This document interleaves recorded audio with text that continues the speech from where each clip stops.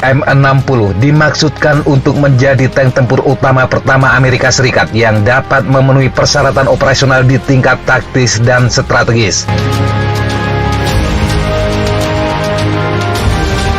Konsep Main Battle Tank atau MBT dirancang untuk menggabungkan daya tembak tank berat dengan mobilitas tank menengah.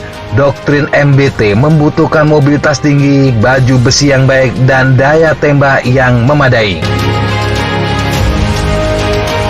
M60 Patton merupakan MBT generasi kedua yang diperkenalkan pada Desember 1960. Dia menjadi salah satu tank tempur utama paling sukses di dunia dengan 15.000 telah diproduksi dan bekerja di 22 negara. Hingga sekarang lebih dari 5.000 Patton tetap beroperasi bersama Angkatan Darat dari 19 negara. Tank tua ini juga terus berjuang untuk tetap bisa eksis di medan pertempuran dengan berbagai upgrade. Raytheon pada awal 2017 meluncurkan program Upgrade Service Life Extension Package atau SLEP untuk tank ini. Paket menawarkan mesin baru, sistem pengendalian tembakan baru, dan meriam 120 mm. Kementerian Pertahanan Amerika Serikat pada Januari 2019 juga menunjuk tag motif untuk paket perbaikan suku cadang mesin M60 Patton Mesir. Keputusan Mesir ini menunjukkan bahwa meski sudah cukup tua, M60 Patton dianggap masih layak untuk diandalkan di medan pertempuran. SLEP M60 adalah persaingan dengan upgrade yang sudah ada dan ditawarkan oleh industri militer Israel. Program ini telah diterapkan di M60 Sabra milik mereka. Sabra juga digunakan Turki dan ditunjuk sebagai M60T. Tank ini aktif di medan perang Suriah, sementara model Patton yang lebih tua berjuang di kedua pihak yang bertempur di Yaman. Jejak nenek moyang M60 dapat dilacak dari tank berat M26 Pershing. Beberapa lusin dari mereka masuk ke medan tempur pada akhir Perang Dunia Kedua. Pershing berkembang menjadi serangkaian tank Patton yang dipersenjatai dengan senjata 90 mm termasuk M46, M47, dan M48. M60 yang diperkenalkan pada tahun 1960 adalah yang terakhir sebagai petarung profil tinggi yang dirancang untuk mengalahkan T-54 Soviet. M60 yang berbobot 50 ton dikerahkan ke Eropa untuk mengantisipasi pecahnya Perang Dunia Ketiga dan tidak terlibat dalam Perang Vietnam, kecuali untuk beberapa varian jembatan dan rekayasa. Sebaliknya, tank 46 melawan PT-76 dan T-54 Vietnam Utara dalam sejumlah kecil pertempuran dan bahkan berjuang melawan tank buatan Swedia di Republik Dominika. Di Timur Tengah, M60 Patton untuk pertama kalinya menunjukkan kemampuannya. Selama Perang Yom Kippur, M60 Israel bergemuruh untuk menyelamatkan Brigade Lapis Baja ke-7 dan ke-188 di dataran tinggi Golan melawan lebih dari 3.000 tank Suriah. Namun di garis depan selatan, rudal anti-tank AT-3 menghancurkan M60 di terusan Suez. Profil tinggi Patton membuatnya menjadi sasaran empuk sementara hidrolik rawan meledak dan terbakar ketika armor ditembus. Meskipun demikian, orang-orang Israel sangat menyukai Patton dan menggunakannya hingga 2014. Upgrade mereka menjadi beberapa generasi tank Magats. Patton melihat beberapa upgrade selama hidupnya. M60A2 Starship adalah varian yang menggunakan meriam 155 mm yang bisa menembakkan rudal anti-tank Sedilah. Tetapi senjata itu secara cepat dihapus karena keterbatasan teknis. Versi final adalah M60A3 TTS yang datang dengan peningkatan sistem pengendalian tembakan dan pemandangan thermal yang membuatnya mampu untuk bertempur di malam hari. Beberapa Patton Corps Marinir Amerika bahkan dilengkapi dengan baju besi reaktif. Selama Perang Teluk 1991, M60 Marinir Amerika yang sangat ditingkatkan memimpin pergerakan menuju Bandara Internasional Kuwait dan menghancurkan baju besi Irak. Selama pertempuran tank terbesar dalam sejarah Korps Marinir Amerika tersebut, Patton merobohkan sekitar 100 tank Irak dengan hanya satu yang rusak.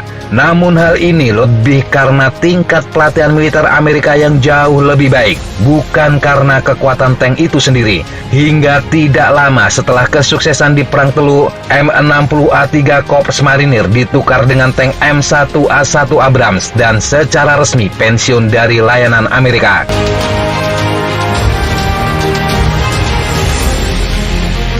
Namun M60 tetap menjadi salah satu tank tempur utama paling banyak yang ada di berbagai negara saat ini, termasuk Mesir sekitar 1.700 unit, Turki 932, Taiwan 450, Arab Saudi 450, Maroko 472, Thailand 178, dan Bahrain 180 unit.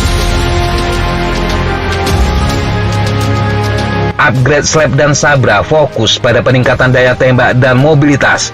Pertama, menggantikan meriam M68 tua dengan meriam M256 120 mm yang jauh lebih ampuh. Meriam ini juga digunakan tank Abrams dan akan mengubah pattern dari tank yang berjuang melawan T-72 di era 1980 menjadi salah satu tank yang dapat melawan kekuatan sebagian tank modern. SLAP M60 juga memiliki sistem penargetan digital baru yang diambil dari M1A1D untuk menggantikan teknologi lama Patton. Komputer penargetan modern telah membuat meriam bergerak lebih mudah dan dinamis. Akhirnya, sistem hidrolik untuk memutar turret telah diganti dengan sistem elektrik yang meningkatkan kecepatan rotasi dan mengurangi resiko meledak dan terbakar ketika tertembak. Raytheon juga akan mengganti mesin diesel tenaga kuda 750 dengan mesin baru 950 tenaga kuda. Ini bagus karena M60 dasar hanya dapat memiliki kecepatan 30 mil per jam, sedangkan kecepatan maksimum untuk tank modern lebih dari 40 mil per jam.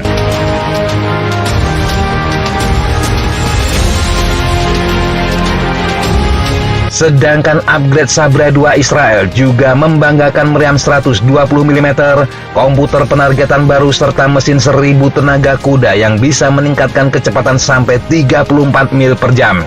Tidak seperti SLAP, Sabra juga meningkatkan baju besi, memberikan bentuk sudut turret serta penambahan eksplosif reaktif armor. Sebuah tank Magat 7C yang dilengkapi dengan aplik armor dilaporkan selamat dari 18 tembakan rudal AT-3 Sager Hizbullah. Namun harus diingat, Sager dibangun tahun 1960-an dan rudal saat ini memiliki daya tembus yang jauh lebih besar. Pertanyaannya, apakah upgrade akan berguna? Mesin yang lebih kuat memang akan membantu Patton bersaing dengan unit mekanik lain di medan perang. Namun bahkan dengan upgrade, rasio power dan berat M60 tidaklah bisa dibanggakan.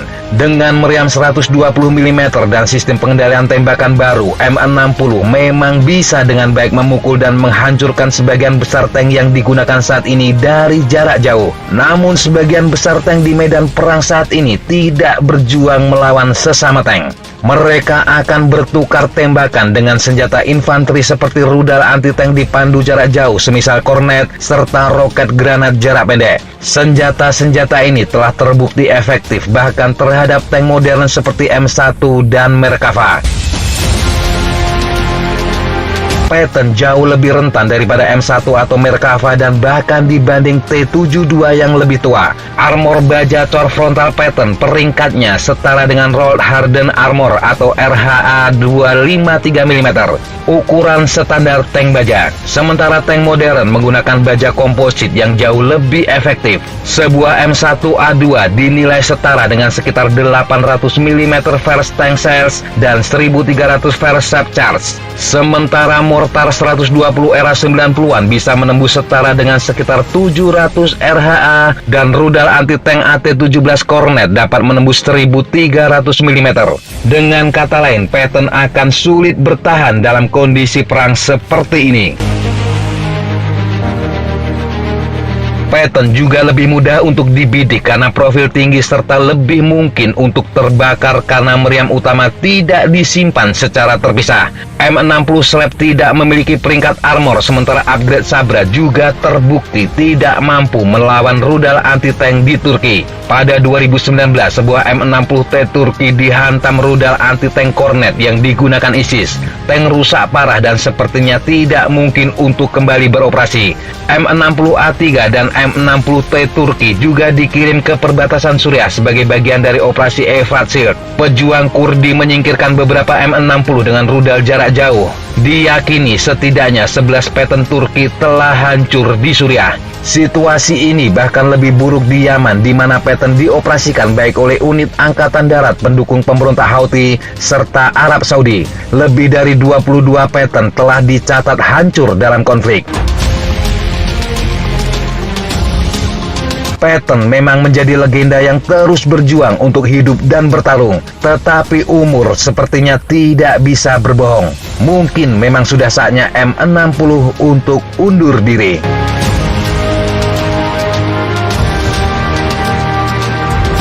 Demikian sahabat Jejak Tapak, informasi yang bisa kita sampaikan untuk kesempatan kali ini. Sampai jumpa di kesempatan yang berbeda. Tetap kunjungi kami di www.jejaktapak.com dan www.flyjournal.com. Tetap semangat dan jaga kesehatan. Salam, fly like an eagle, fight like a falcon.